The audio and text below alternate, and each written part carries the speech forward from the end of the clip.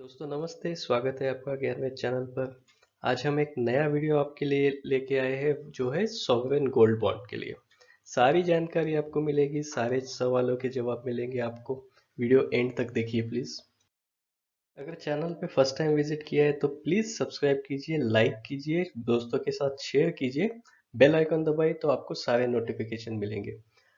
हमारे और सारे वीडियोस की जानकारी भी जो है वो आई बॉक्स पे दी गई है, जो आप देख सकते हैं। सोवरेन गोल्ड बॉन्ड की जो स्कीम गवर्नमेंट ऑफ इंडिया की है, उसके सारे सवालों के जवाब देने की हम कोशिश करेंगे। इसके बावजूद भी अगर आपको लगता है कि कोई सवाल अनआंसर्ड है तो आप कमेंट बॉक्स में लिखिए, हमारी टीम उसका भी जवाब देने की कोशिश करेंगी।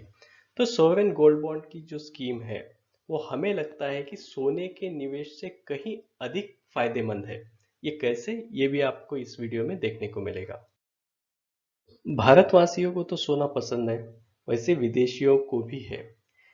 जेपी मॉर्गन जो एक बैंकर हुआ करते थे, उनका एक स्टेटमेंट है। वो कहते हैं कि सोना चांदी सिर्फ पैसा है, मतलब सिर्फ सोना चांदी ही पैसा है, बाकी सब जो है वो सिर्फ क्रेडिट है। जैसे आप मान लिए आपके पास 10 नोट है। नोट क्या असलियत में पैसा नहीं है, ये जस्ट पैसे के बराबर की एक रकम आपको अदा करने का वचन होता है, बस। क्यों काफी लोग सोने में इन्वेस्ट करना पसंद करते हैं या काफी सारे गहने खरीदते रहते हैं सोने के? उसके काफी सारे रीजन है। उनको लगता है कि सोने में जो निवेश होता है वो सुरक्षित होता है। सोने की वैल्यू जनरली कम नहीं होती है, कभी कभी कम भी होती है। कुछ लोगों को अपनी इन्वेस्टमेंट जो है वो डाइवर्सिफाई करने हैं। कुछ पैसा रियल एस्टेट में, कुछ स्टॉक में, कुछ म्यूचुअल फंड में, और कुछ पैसा सोने में भी डाल सकते हैं। पोर्टफोलियो पे भी हमारा एक वीडियो है, चैनल पे आप देख लीजिए। उसके बाद कुछ लोगों को अपनी जोखिम जो है वो संतुलित करनी है, बैलेंस करनी है, तो उसके लिए भी वो सोने का यूज करते हैं। उसके बाद हम देख सकते हैं जो हिस्टोरिकल प्राइस चार्ट है सोने का, वहां पे आप हमेशा देखेंगे कि लॉन्ग टर्म में सोने में निवेश हमेशा फायदेमंद दिखता है चार्ट पे। फंड में निवेश के काफी सारे विकल्प हमारे पास है। जैसे हम देखेंगे कि धातु रूप में, जैसे ज्वेलरी हो गई, गोल्ड कॉइन्स हो गए, गोल्ड बार, इसके रूप में हम यहाँ पे निवेश कर सकते हैं। डिजिटल फॉर्म में भी अभी सुविधा है काफी टाइम से। उसके ईटीएफ्स मार्केट में है, गोल्ड के म्यूचुअल फंड्स भी है जो भी निवेश करते हैं, तो आप वहां पे भी चाहिए तो इन्वेस्ट कर सकते हैं। बट हम आज आपके लिए इससे अच्छा विकल्प लेके आए हैं, जिसको कहते हैं सोवरेन गोल्ड बॉन्ड। ये बॉन्ड के रूप में है, इसके काफी सारे डिटेल्स हम देखेंगे। हम धातु रूप में गोल्ड के कॉइन्स या ज्वेलरी खरीदते हैं तो हमें क्या क्या देना पड़ता है, उसके मेकिंग चार्ज देने पड़ते हैं। उस पे 3% आज की डेट पे जीएसटी भी लगता है। अगर हम बिक्री करते हैं तो उस समय भी हमें मार्केट का रेट नहीं मिलता है, उससे थोड़ा सा कम ही मिलता है। उसमें जो कैपिटल गेन है उस पे हमें टैक्स देना पड़ेगा। उसके बाद घर पे जो रखने की जोखिम है वो तो है, या फिर उसको जाके बैंक के लॉकर में रखो, उसके भी चार्जेस तो लगेंगे। इन सबसे और अच्छा एक विकल्प हमारे सामने है सोवरेन गोल्ड बॉन्ड, जिसको हम एसजीबी कहेंगे अभी। उसमें क्या होता है, ये स्कीम किसके द्वारा है? भारत सरकार की योजना है। और ला रही है कौन? तो RBI, reserve bank of India, तो सरकार के बिहाफ दे रही है। अब हर मंथ में इसका इश्यू निकलता है, जनरली 5 दिन का जो होता है। और ये सुरक्षित माना जाएगा क्योंकि सरकार की इसको गारंटी है। इसके और क्या फीचर्स है देखते हैं। ये कभी भी आपको किसी भी फॉर्म में सोना नहीं देगा, ये सिर्फ बॉन्ड है। सोने के इक्विवेलेंट आपको पैसे का एक्सचेंज होता रहेगा, मतलब लेन देन। अब जो मार्केट रेट होता है उसके पहले से, मतलब 3 दिन का एवरेज आरबीआई निकालती है, और उसके अनुसार इसका रेट जो है वो फिक्स होता है हर महीने की स्कीम में। उस पे और एक बेनिफिट है, 2.5% का ब्याज भी आपको मिलेगा, जो कहीं और भी नहीं मिलता। और उस पे डिस्काउंट का भी स्कीम है, तो फायदे पे और फायदा। उसके ऊपर कोई जीएसटी आपको देना नहीं है। म्यूचुअल फंड जैसा कोई एक्सपेंस रेशो नहीं है यहाँ पे। कोई भी हिडन चार्जेस गवर्नमेंट या आरबीआई आपकी तरफ से नहीं लेती है। और इसका डीमैट अकाउंट में भी पोजीशन आपको देख सकते हैं। जिसने एसजीबी में इन्वेस्ट किया तो कितने अवधि तक होल्डिंग रखनी पड़ेगी, ये भी देखते हैं कि मैच्योरिटी पीरियड जो है वो गवर्नमेंट की और स्कीम की वो होती है 8 साल, आपके इन्वेस्टमेंट डेट से। मगर 5 साल के बाद आप आरबीआई की तरफ से इसको रिडीम करवा सकते हैं। उससे पहले अगर करना है तो क्या करना है, आप इसको एक्सचेंज पे, जो बीएसई एनएसपी है, वहां पे भी आप इसको बेच सकते हैं। इसके अलावा भी कुछ लाभ है इसमें। जैसे कि आप देख सकते हैं कि आपको कोई जीएसटी देना नहीं, तो 3% आपका बच गया। मैच्योरिटी पे क्या होगा, आपको वहां पे रेट में कटौती नहीं होगी। उस डेट के 3 दिन पहले का जो एवरेज प्राइस निकलता है उस हिसाब से आपको रिटर्न मिल जाते हैं। आप चाहे तो इस बॉन्ड को ट्रांसफर भी कर सकते हो किसी और को। अगर आपको बीच में जरूरत पड़ी तो बैंक से आप इस पे लोन भी उठा सकते हो। उसके बाद जो भी आपको इनकम मिलेगा उस पे कोई टीडीएस कटने वाला नहीं है। और क्या होगा, इसमें अपफ्रंट हमें तो दिख रहा है कि 23% का प्रॉफिट हमको दिख रहा है। ये कैसे, हम भी आपको बताने की कोशिश करेंगे। लोग एसजीबी में इन्वेस्ट क्यों कर रहे हैं या क्यों करना चाहिए? तो उसमें ये तो सेफ है क्योंकि गवर्नमेंट की स्कीम है। उसके बाद ये पैसा गवर्नमेंट कहाँ पे खर्चा करेगी? अब गवर्नमेंट को क्या जरूरत है हमें सोना बेचने की?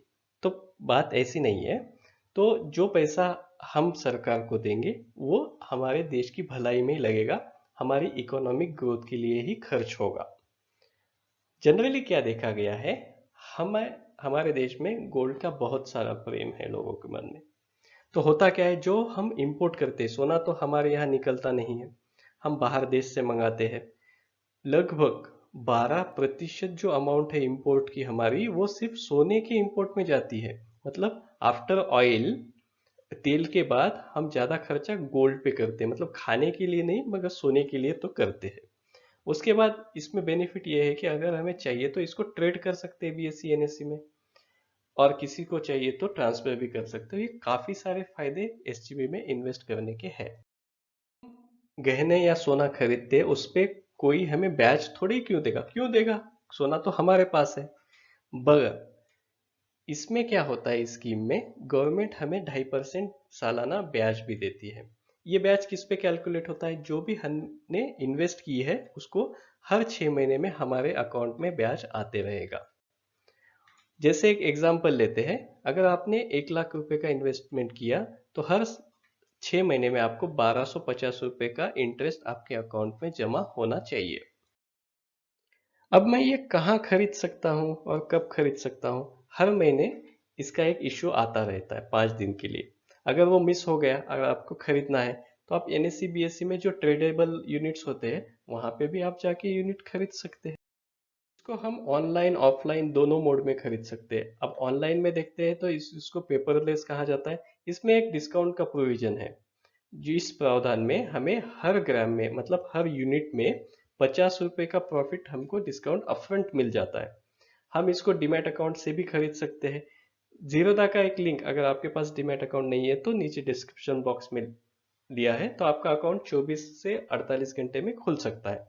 ऑफलाइन मोड में क्या होता है, आप बैंक के पास जा सकते हैं, पोस्ट ऑफिस में जा सकते हैं, स्टॉक होल्डिंग एजेंसीज होती है उनके पास जा सकते हैं, या स्टॉक एक्सचेंज पे भी इसके एप्लीकेशन एक्सेप्ट होते हैं।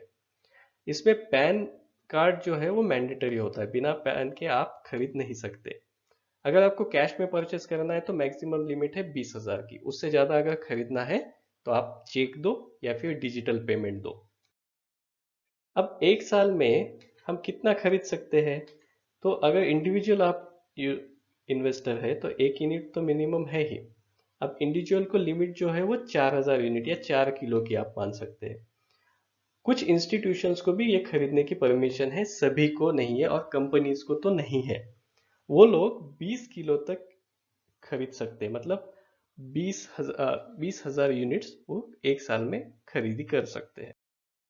अगर आपको ये रिडीम करना है या बेचना है तो कहाँ पे आप करेंगे? तो एक है कि आप स्टॉक एक्सचेंज पे जाके इसको खरीदी बिक्री कर सकते हैं। उसके बाद 5 साल के बाद तो आरबीआई के पास आप जाके रिडीम कर सकते हैं। और 8 साल का तो मैच्योरिटी पीरियड है ही। 8 साल के बाद जो भी आपने खरीदने के समय बैंक अकाउंट डिटेल्स दिए थे उसमें वो पैसे आ जाने चाहिए। किसी भी निवेश से पहले हम बताते हैं कि आप उसका टैक्स इम्प्लीकेशन भी ये देख लीजिए। और काफी सारे इन्वेस्टर्स को इसका भी डर होता है। तो अब देखते हैं कि इसमें आपको टैक्स कैसे लगता है। तो जो इंटरेस्ट आता है आपको 2.5% पर ईयर, वो आपके इनकम में ऐड होता है और उसके अनुसार आपको टैक्स देना पड़ता है। अगर आप इंडिविजुअल इन्वेस्टर है और मैच्योरिटी पे इसको रिडीम कर रहे हैं तो उसके ऊपर आपको किसी भी प्रकार का टैक्स नहीं देना है। अगर आरबीआई के साथ रिडीम्शन करते हैं मतलब नो टैक्स है। मगर आप सेकेंडरी मार्केट में इसको बेचते हैं जैसे स्टॉक एक्सचेंज पे, तो उसको वो कैपिटल गेन कंसिडर किया जाता है और कैपिटल गेन के अनुसार आपको टैक्स भरना पड़ता है। अब कैपिटल गेन पे कैसा टैक्स होता है? जो नॉन इंडिविजुअल्स होते हैं, जो इंस्टीट्यूशंस वगैरह होते हैं, उनको तो कैपिटल गेन टैक्स देना पड़ेगा। अगर आप सेल करते हैं एक्सचेंज पे तो वहां पे भी आपको कैपिटल गेन टैक्स देना पड़ेगा। कैपिटल गेन टैक्स कितना है इसके भी हमारे कुछ वीडियो है, आप चैनल पे देख सकते हैं, डिस्क्रिप्शन बॉक्स में भी हम लिंक दे देंगे इसका। अगर 3 साल तक का इन्वेस्टमेंट है तो एसटीसीजी जो आपकी इनकम में ऐड होके इनकम टैक्स अनुसार आपका टैक्स देना पड़ेगा। उसके बाद लॉन्ग टर्म में जब होता है मोर देन 3 इयर्स, 3 साल से ज्यादा, तो वहां पे 20% टैक्स है आफ्टर इंडेक्सेशन। इंडेक्सेशन का भी वीडियो हमारे चैनल पे अवेलेबल है, आप देख सकते हैं।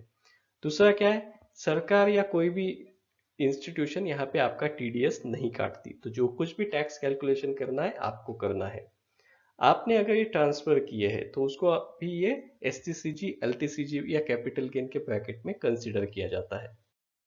ये सारी जो जानकारी है हमने कलेक्ट की है आरबीआई की वेबसाइट पे, जो आप वीडियो पे देख रहे हैं अभी, और डिस्क्रिप्शन बॉक्स में भी हम लिंक दे देंगे, तो आप वहां पे भी जाके इसकी जांच कर सकते हैं हमारी कुछ इन्फॉर्मेशन करेक्ट है इनकरेक्ट है। ऐसा कुछ है तो हमें भी बताइए कमेंट बॉक्स में, वीडियो कैसा लगा ये भी आप बता सकते हैं। जीरोधा का लिंक भी दिया हुआ है, तो आप डीमैट अकाउंट खोलना चाहे तो खोल सकते हैं। वीडियो अच्छा लगा तो सब्सक्राइब कीजिए, लाइक कीजिए, दोस्तों के साथ शेयर कीजिए, तो सबका फायदा होगा। इससे क्या होगा, क्या कि सबकी इन्वेस्टिंग हैप्पी हो जाएगी और आपको भी थोड़ा सा श्रेय इसका मिल जाएगा। अगर बेल आइकन दबाते हो तो नेक्स्ट वीडियो का नोटिफिकेशन भी आपको आ जाएगा। आपकी इन्वेस्टिंग हैप्पी हो। धन्यवाद वीडियो देखने के लिए।